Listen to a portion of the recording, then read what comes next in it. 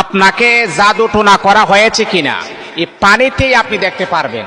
2 glass পানি হাতে নিয়ে আপনি যদি পরীক্ষা করেন, এই পরীক্ষার মাঝে আপনি বুঝতে পারবেন আসলে আপনি কি জাদুগ্রস্ত রোগী নাকি জিনে আপনাকে আসর করছে, জিনে আসর করা রোগী। এটা আপনি নিজেই বুঝতে পারবেন। অনেক সময় দেখা যায় এইরকম কোনো পেশেন্ট যদি আপনার কাছে আসে, সে বলতেছে হুজুর অনেক ডাক্তার কবিরাজ দেখালাম, কোনো পরিবর্তন হচ্ছে না, কোনো কাজ হচ্ছে না। এখন আমি চাইতেছি, আমার তো মনে হচ্ছে যে হুজুর আমি একটা জাদুগ্রস্ত রোগী, আমাকে জাদু টুনা করছে কিনা কিভাবে আমি বুঝবো? তাহলে আমি আপনাকে সাজেস্ট করব, যে নিয়মটা আমি আপনাদেরকে এই মুহূর্তে বলে দিব, সেই নিয়মটা যদি আপনারা অনুকরণ করেন, ইনশাআল্লাহ জাদুগ্রস্ত রোগীও আপনি বুঝতে পারবেন, জেনে আসর করা রোগীও আপনি বুঝতে পারবেন। আজকে আমি আপনাদেরকে 2টা প্রসেস আমি দেখাই দিব। মনে করেন 2 গ্লাস পানি 2 হাতে আপনি নিলেন, কথাগুলা বুঝেন। 2 গ্লাস পানি 2 হাতে আপনি নিলেন। একটা গ্লাস পানি আপনি এই সাইডে রেখে দিলেন, আর একটা গ্লাস পানি আপনি হাতে নিলেন। হাতে নেওয়ার পরে মনে রাখবেন, প্রথমে আপনি উযু করে নেবেন। উযু করার পরে সালাতুল হাজতের 2 রাকাত নামাজ আপনি পড়বেন। আমলটা যখন আপনি করবেন, প্রথম আপনি কি করবেন? উযু করে নেবেন। উযু করার পরে সালাতুল হাজতের 2 রাকাত নফল নামাজ আপনি পড়বেন। নফল নামাজ পড়ার পরে যাই নামাজে বসে 2টা গ্লাস পানি হাতে নেবেন। একটা গ্লাস ডাইন সাইডে রাখবেন, আর একটা গ্লাস হাতে নেবেন। হাতে নেওয়ার পরে আপনি প্রথমে 11 বার আপনি দুরূদ শরীফ পড়বেন। কয়বার? 11 বার আপনি দুরূদ শরীফ পড়বেন।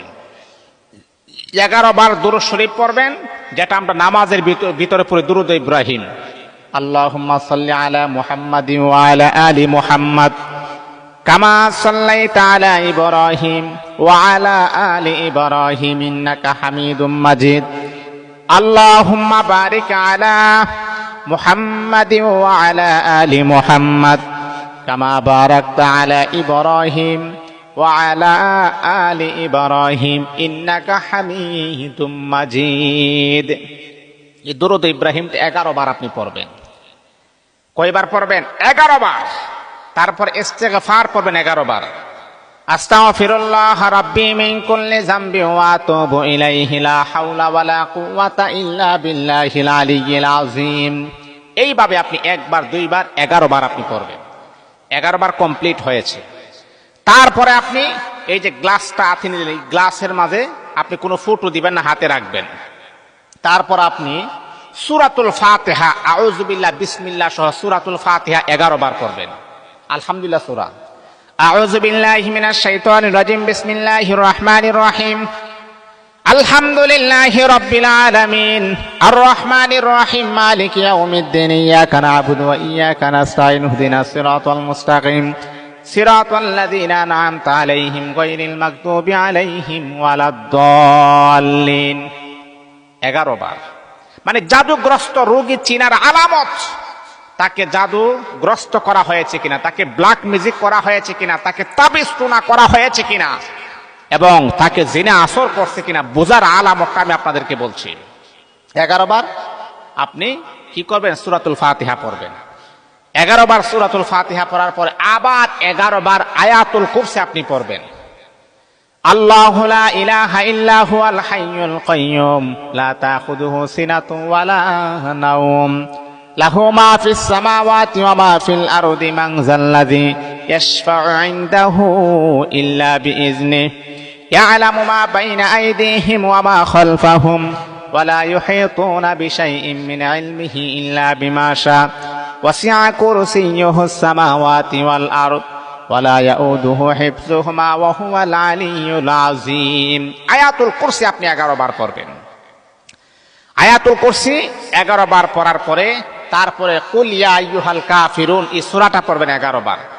কুল ইয়া আইয়ুহাল কাফিরুন লা আ'বুদু মা তা'বুদুন ওয়ালা আনতুম আ'বিদুনা মা আ'বুদ ওয়ালা আনা আ'বিদুম মা আ'বাদতুম ওয়ালা আনতুম আ'বিদুনা মা আ'বুদু লাকুম দীনুকুম ওয়ালিয়া দীন। এই সূরাটা 11 বার।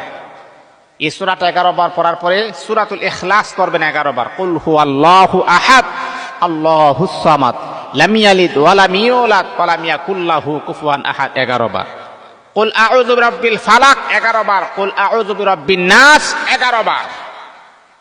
11 বার পড়ার পরে আবার শেষ হওয়ার পরে আবারও 11 বার দুরূদ শরীফ, 11 বার ইস্তেগফার পরে যে গ্লাসটা আপনি হাতে নিছেন এটার মধ্যে পানি আছে, পানির মধ্যে আপনি 9টা ফু দিবেন, এইভাবে 9টা ফু দিবেন। এই কথাগুলা বুঝছেন? 9টা ফু দিবেন।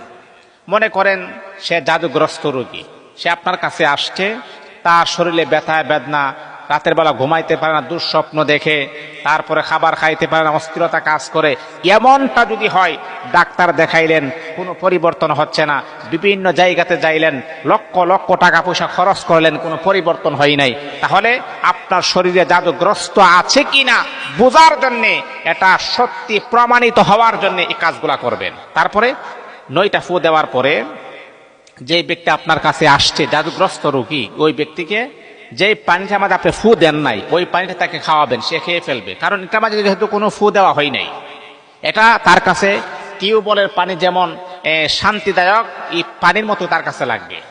এই পানিটা খাওয়ার পরে যেই পানিটা আপনি পরাইয়া দিয়েছেন, আপনি বলবেন যে বাবা এই পানিটা আপনি খেয়ে ফেলুন। এই পানিটা খাওয়ার সময় জাদুগ্রস্ত রোগী যদি 2টা কথা বলে, কয়টা কথা? 2টা কথা। যদি পানিটা খাওয়ার পরে যদি বলে যে পানিটা তিতা লাগে, পানিটা একেবারে তিত, মানে একেবারে তিতা লাগে, পানিটা খাইতে পারে না, এরকমটা যদি বলে, তাহলে বুঝতে হবে যে তাকে জাদু করা হয়েছে, তাকে ব্ল্যাক ম্যাজিক করা হয়েছে। আর যদি পানিটা খাওয়ার পর যদি বলে টক লাগে, তাহলে বুঝতে হবে তার শরীরে জিনের আসর আছে। কয়টা কথা বললাম? 2টা। যে পানিটা আপনি পরাইয়া দিচ্ছেন, এই পানিটা খাওয়ার পর যদি বলে যে তিতা লাগে, মিষ্টি লাগে না, কেমন কেমন জানি লাগে, তাহলে বুঝতে হবে তাকে ব্ল্যাক ম্যাজিক করা হয়েছে, তাবিজ টুনা করা হয়েছে, জাদু টুনা করা হয়েছে। আর যদি বলে যে টক লাগে, তাহলে বুঝতে হবে তার শরীরে জিনের আসর আছে। এটাই প্রমাণিত। আল্লাহ পাক রব্বুল আলামিনের কোরআন যেহেতু আমাদের কাছে আছে, এই কোরআন থাকতে আমরা কেন অন্যদের কাছে কেন দৌড়াদৌড়ি করব? আল্লাহ পাক রব্বুল আলামিনের হাবিব বিশ্বনবী দো জাহানের বাদশাহ সরকারে দো আলম নবী বলেন, এ আমার উম্মতি মুহাম্মদীরা শোনো শোনো শোনো, আল্লাহ পাক রব্বুল আলামিন এমন একটা কোরআন, এমন একটা দৌলত তিনি আমাদেরকে দান করেছেন। এই কোরআনের ভিতরে আল্লাহ পাক সকল সমস্যার সমাধান আমার আল্লাহ রেখে দিয়েছেন। তামাম পৃথিবী কিয়ামত পর্যন্ত যা কিছু হবে, আমার আল্লাহ কিয়ামত পর্যন্ত যা কিছু হবে, কিয়ামতের পরে যা কিছু হবে, সব কিছুর সমস্যার সমাধান আমার আল্লাহ এই 30 পারা কোরআনের ভিতরে আলোচনা করেছেন।